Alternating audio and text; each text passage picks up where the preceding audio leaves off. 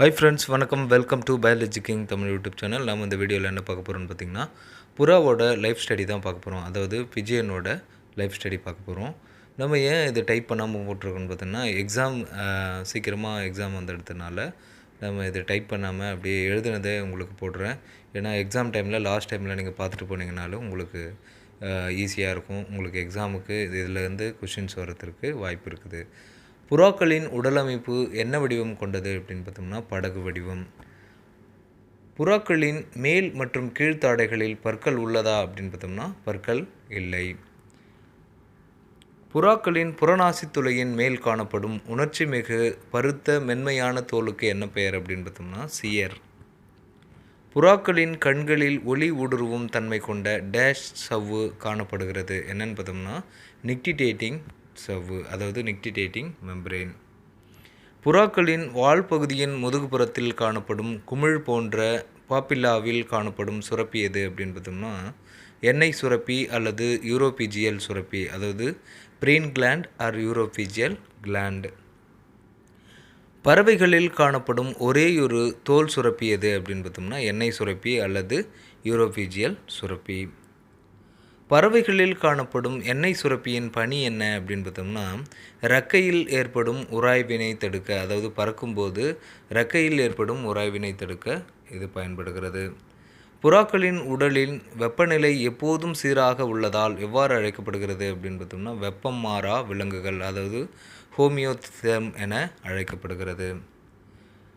பறவைகளின் உடல் மீதான இறகுகளின் வரிசை அமைப்பிற்கு என்ன பெயர் அப்படின்னு பார்த்தோம்னா, டெரிலோசிஸ் என்று பெயர். புறாவில் எத்தனை வகை இறகுகள் உள்ளன அப்படின்னு பார்த்தோம்னா, 3. என்னென்னு பார்த்தோம்னா, குழல் தண்டு இறகுகள், உருவ இறகுகள் மற்றும் இழை இறகுகள். புறாவில் இறக்கை மற்றும் வாலில் காணப்படும் இறகுகள் எவை அப்படின்னு பார்த்தோம்னா, குழல் தண்டு இறகுகள். அதாவது இது எதுக்கு பயன்படுது அப்படின்னு பார்த்தோம்னா, பறப்பதற்கு பயன்படுகிறது. புறாவின் உடலை போர்வையாக மூடியுள்ள இறகுகள் எவை அப்படின்னு பார்த்தோம்னா, உருவ இறகுகள், அதாவது கவுண்டர் ஃபெதர்ஸ். உருவ இறகுகளுக்கிடையே காணப்படும் இறகுகள் எவை அப்படின்னு பார்த்தோம்னா, இழை இறகுகள், அதாவது ஃபிலோஃப்ளெம்ஸ். புறாக்களின் இளங்குஞ்சுகளின் உடல் இழை இறகு போன்ற டேஷ் இறகுகளினால் பொருத்தப்பட்டுள்ளது. என்னென்னு பார்த்தோம்னா, அடி இறகுகளினால் பொருத்தப்பட்டிருக்கிறது. குழல் தண்டு இறகானது எவ்வாறு அழைக்கப்படுகிறது அப்படின்னு பார்த்தோம்னா, ஸ்கேப்பஸ் என அழைக்கப்படுகிறது. குழல் தண்டு இறகின் திட மேல் பகுதிக்கு என்ன பெயர் அப்படின்னு பார்த்தோம்னா, ராக்கிஸ் என்று பெயர். குழல் தண்டு இறகின் உள்ளீடற்ற கீழ்ப்பகுதிக்கு என்ன பெயர் அப்படின்னு பார்த்தோம்னா, இறகு காம்பு அல்லது கலாமஸ் என்று பெயர். இறகு காம்பின் கீழ்ப்புறத்தில் காணப்படும் துளைக்கு என்ன பெயர் அப்படின்னு பார்த்தோம்னா, கீழ் ஆம்பிளிகஸ் என்று பெயர், அதாவது இன்ஃபீரியர் ஆம்பிளிகஸ் என்று பெயர். இறகுகளின் வளர்ச்சிக்கு தேவைப்படும் ஊட்டப்பொருட்கள் மற்றும் நிறமி பொருட்கள் ஆகியவற்றை வழங்கும் தோல் பாப்பிலாக்கள் எந்த துளையின் வழியாக செல்கிறது அப்படின்னு பார்த்தோம்னா, கீழ் ஆம்பிளிகஸ் வழியாக செல்கிறது. புறாவில் காணப்படும் முக்கிய பறத்தல் தசைகள் எது அப்படின்னு பார்த்தோம்னா, மார்பு தசைகள். இது மார்பு தசைகளில் என்னென்னு பார்த்தோம்னா, பெக்டோராலிஸ் மேஜர் மற்றும் பெக்டோராலிஸ் மைனர். புறாவில் மார்பெலும்பிலிருந்து தொடங்கும் சக்தி வாய்ந்த பெரிய தசை எது அப்படின்னு பார்த்தோம்னா, பெக்டோராலிஸ் மேஜர். அதாவது இது எதுக்கு பயன்படுது அப்படின்னு பார்த்தோம்னா, பறத்தலின் போது இறக்கைகள் கீழிறக்க பயன்படுகிறது. புறாவில் எந்த தசையின் சுருக்கத்தால் இறக்கைகள் மேலேற்றப்படுகின்றன அப்படின்னு பார்த்தோம்னா, பெக்டோராலிஸ் மைனர். பறத்தலின் போது இறக்கைகளை கீழிறக்க மட்டுமின்றி இறக்கைகளை சுழற்றவும் உதவும் தசை எது அப்படின்னு பார்த்தோம்னா, பிராக்கியாலிஸ் எனும் சிறிய தசை. புறாவின் தீனிப்பை எத்தனை கதுப்புகளை கொண்டது, அதாவது எத்தனை லோப்ஸ்களை கொண்டது அப்படின்னு பார்த்தோம்னா, 2 கதுப்புகள். இரைப்பையின் முன்புறம் ப்ரோவென்ட்ரிகுலர் பகுதியில் காணப்படும் சுரப்பி எது அப்படின்னு பார்த்தோம்னா, செரிமான சுரப்பி, அதாவது டைஜஸ்டிவ் கிளாண்ட். இரைப்பையின் பின்புறம் தசையிலான வென்ட்ரிகுலஸ் பகுதியில் காணப்படுவது எது அப்படின்னு பார்த்தோம்னா, அரவைப்பை, அது கிசார்ட்ஸ். புரோவென்ட்ரிகுலரிஸ் உள்ள கோழைப்படலம் எதை சுரக்கிறது அப்படின்னு பார்த்தோம்னா, இரைப்பை நீரை சுரக்கிறது. கணையத்திலிருந்து எத்தனை நாளங்கள் முன் சிறுகுடலில் திறக்கின்றன அப்படின்னு பார்த்தோம்னா, 3. கல்லீரலில் இருந்து தோன்றும் எத்தனை பித்த நாளங்கள் முன் சிறுகுடலில் திறக்கிறது அப்படின்னு பார்த்தோம்னா, 2. புறாவில் செரித்த உணவானது எதில் உட்கிரகிக்கப்படுகிறது அப்படின்னு பார்த்தோம்னா இலியத்தின் சுவர் பகுதியில் உள்ள எண்ணற்ற குடலுறிஞ்சிகளால். புறாவின் பொது கழிவு பை எத்தனை பகுதிகளை கொண்டது அப்படின்னு பார்த்தோம்னா 3. அவை என்னென்னு பார்த்தோம்னா முன் கோப்ரோடையம், நடுப்புற யூரோடையம் மற்றும் முன்புற புரோக்டோடையம். புறாவில் மலக்குடல் எதில் திறக்கிறது அப்படின்னு பார்த்தோம்னா கோப்ரோடையத்தில் திறக்கிறது. புறாவில் கழிவு நீக்க இனப்பெருக்க நாளங்கள் எதில் திறக்கிறது அப்படின்னு பார்த்தோம்னா யூரோடையத்தில் திறக்கிறது. புறாவில் பித்தப்பை காணப்படுகிறதா அப்படின்னு பார்த்தோம்னா அதாவது கேல் பிளாடர் காணப்படுகிறதா அப்படின்னு பார்த்தோம்னா இல்லை. ஊட்டப்பொருட்களை அதிகம் கொண்ட பாலாடை கட்டியை போன்ற பால் எந்த புறாக்களில் உருவாக்கப்படுகிறது அப்படின்னு பார்த்தோம்னா ஆண் மற்றும் பெண் புறாக்களால் உருவாக்கப்படுகிறது. புறாக்களில் பாலாடை கட்டியை போன்ற பால் எந்த செல் சிதைவடைவதால் உருவாகிறது அப்படின்னு பார்த்தோம்னா தீனிப்பை சுவரில் உள்ள எபித்தீலிய செல்கள் சிதைவடைவதால். இந்த மேலே இருக்கிற கொஷின்ஸ் வந்து ஊட்டப்பொருட்களை அதிகம் கொண்ட பாலாடை கட்டியை போன்ற பால் எந்த புறாக்களில் உருவாக்கப்படுகிறது அப்படின்றது வந்து பார்த்தீங்கன்னா இது நார்மலான கொஷின்ஸ் தான். அதாவது ஆண் மற்றும் பெண் புறாக்கள்ன்றது வந்து நார்மலான கொஷின்ஸ் தான். அதாவது 2 புறாக்களிலுமே உருவாக்கப்படுகிறதுன்றது தான் நம்ம கொடுத்துருக்கோம். ஏன்னா நம்ம பால் உற்பத்தி அப்படின்னும் போது பெண் புறாக்களில் மட்டும்தான் இருக்கும் அப்படின்னு நினைப்போம். அதனால தான் இந்த கொஷின்ஸ் கொடுத்துருக்கேன். அதாவது ஆண் மற்றும் பெண் புறாக்களில் இந்த பாலாடை கட்டி போன்ற ஊட்டப்பொருட்கள் உருவாக்கப்படுகிறது. அதுதான் இதோட ஆன்சர்.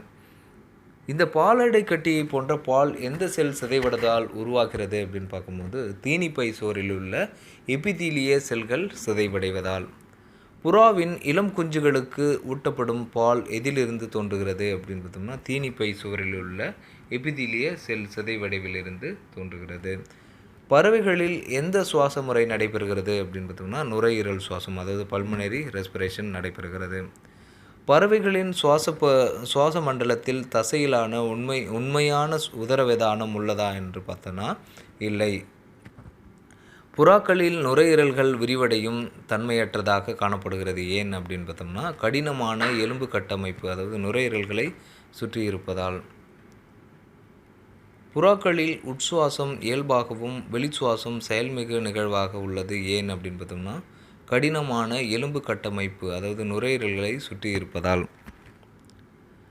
பறவைகளின் மூச்சுக்குழாயில் இருந்து 2 மூச்சு கிளை குழல்கள் பிரியும் இடத்தில் பறவைகளுக்கென்றே தனித்துவமான டேஷ் உள்ளது. என்னன்னு பார்த்தோம்னா குரல் ஒலி பெட்டி அல்லது சிரிங்கஸ் உள்ளது. புறாக்களின் இதயம் எத்தனை அறைகளை கொண்டது அப்படின்னு பார்க்கும்போது 4 அறைகள், அதாவது சைனஸ் வெனோசஸ் காணப்படுவது இல்லை.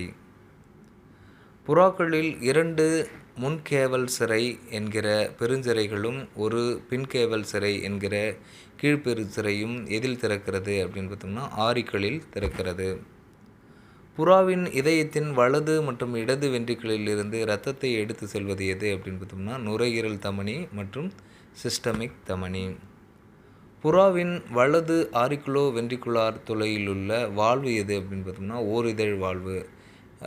இது வந்து பார்த்தோம்னா இது இதயத்தசை நான்களுடன் இணையாமல் உள்ளது, அதாவது கார்டேடென்டனே. புறாவின் இதயத்தில் காணப்படும் இடது ஆரிக்குலோ வென்ட்ரிகுலார் துளையின் வால்வு எதனால் ஆக்கப்பட்டுள்ளது அப்படின்னு பார்த்தோம்னா ஈரிதழ் வால்வினால் ஆக்கப்பட்டுள்ளது. கார்டேடென்டினக்களால் இணைக்கப்பட்டுள்ளது. இது வந்து கார்டேடென்டினக்களால் இணைக்கப்பட்டுள்ளது. முன்னாடி பார்த்தது வந்து கார்டேடென்டினக்களால் இணையாமல் உள்ளது. ஓரிதழ் வால்வு வந்து பார்த்தோன்னா கார்டேடென்டினக்களால் இணையாமல் உள்ளது. இந்த மாதிரி கொஷின்ஸ்லாம் கேட்கறதுக்கு வாய்ப்பு இருக்குது. ஏன்னா இதெல்லாம் நம்ம அவ்வளோ இம்பார்ட்டன்ஸ் கொடுத்து படிக்க மாட்டோம். இந்த மாதிரி கொஷின்ஸ் கேட்கறதுக்கு வாய்ப்பு இருக்குது.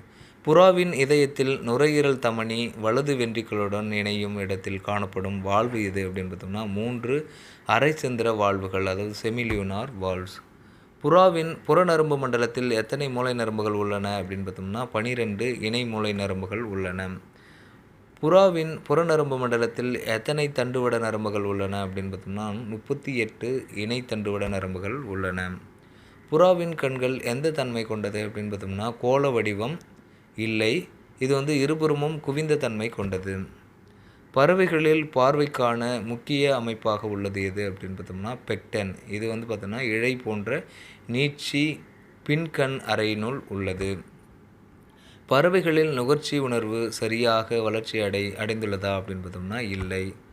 புறா எத்தனை சிறுநீரகங்களை கொண்டது அப்படின்னு பார்த்தோம்னா ஓரினை சிறுநீரகங்கள். அதாவது இது எந்த வகைன்னு பார்த்தோம்னா மெட்டானெஃப்ரிக் வகை. புறாவில் சிறுநீரக குழல்கள் பின்புறமாக சென்று எந்த கழிவுநீக்க புழையின் மைய அறையில் திறந்துள்ளது அப்படின்னு பார்த்தோம்னா யூரோடேயம். புறாவில் சிறுநீரக பை உள்ளதா அப்படின்னு பார்த்தோம்னா இல்லை. பறவைகளில் கழிவு நீக்க பொருளாக வெளியேற்றப்படுவது என்ன அப்படின்னு பார்த்தோம்னா யூரிக் அமிலம். அதாவது இது எப்படி இருக்குன்னு பார்த்தோம்னா அரைதிட நிலையில் வெளியேற்றப்படுகிறது. புறாவின் சிறுநீரகத்தின் அடிப்பகுதியில் மஞ்சள் நிற நீளமான கீற்றல்களாக அமைந்துள்ள உறுப்பு எது அப்படின்னு பார்த்தோம்னா அட்ரீனல் உறுப்பு. புறாவின் இனப்பெருக்க மண்டலத்தில் எத்தனை விந்தகங்கள் உள்ளன அப்படின்னு பார்த்தோம்னா ஓரினை விந்தகங்கள் உள்ளன. புறாவின் விந்தகங்கள் எதன் மூலம் சிறுநீரகங்களோடு இணைந்துள்ளன அப்படின்னு பார்த்தோம்னா பெரிடோனிய மடிப்புகள் மூலம். ஆண் புறாக்களில் புணர்ச்சி உறுப்பு காணப்படுகிறதா அப்படின்னு பார்த்தோம்னா இல்லை. பெண் புறாக்களில் எத்தனை அண்டகம் காணப்படுகிறது அப்படின்னு பார்த்தோம்னா ஒரே ஒரு அண்டகம் மட்டும் காணப்படுகிறது. இது எந்த பக்கம் காணப்படுகிறது அப்படின்னு பார்த்தோம்னா இடது பகுதியில் மட்டும் உள்ளது. புறாக்களில் விந்து மற்றும் அண்ட நாளங்கள் எதில் திறக்கிறது அப்படின்னு பார்த்தோம்னா யூரோடேயத்தில் திறக்கிறது. நண்பர்களே, இது வந்து உங்களுக்கு எக்ஸாமுக்கு ரொம்பவே யூஸ்ஃபுல்லாக இருக்கும்ன்ட்டு நான் நினைக்கிறேன். ஏன்னா உங்களுக்கு எக்ஸாம் யூஸ்ஃபுல்லாக இருக்கும்ன்ட்டு தான் நம்ம எழுதுனதே அப்படியே அப்லோட் பண்ணியிருக்கோம். ஏன்னா இது டைப் பண்ணுறதுக்கு டைம் இல்லைன்றதுனால நீங்கள் எக்ஸாமில் நல்ல மார்க் எடுக்கணும்னு நான் ஆண்டவனை வேண்டிக்கிறேன். நீங்கள் முதல் முறையாக நம்ம சேனல் பார்க்குறீங்கன்னா சப்ஸ்கிரைப் பண்ணிக்கோங்க. இந்த வீடியோ உங்களுக்கு யூஸ்ஃபுல்லாக இருந்துச்சுன்னா லைக் பண்ணுங்கள், ஷேர் பண்ணுங்கள், கமெண்ட் பண்ணுங்கள், மறக்காமல் சப்ஸ்கிரைப் பண்ணுங்கள். மீண்டும் அடுத்த வீடியோவில் சந்திப்போம். நன்றி.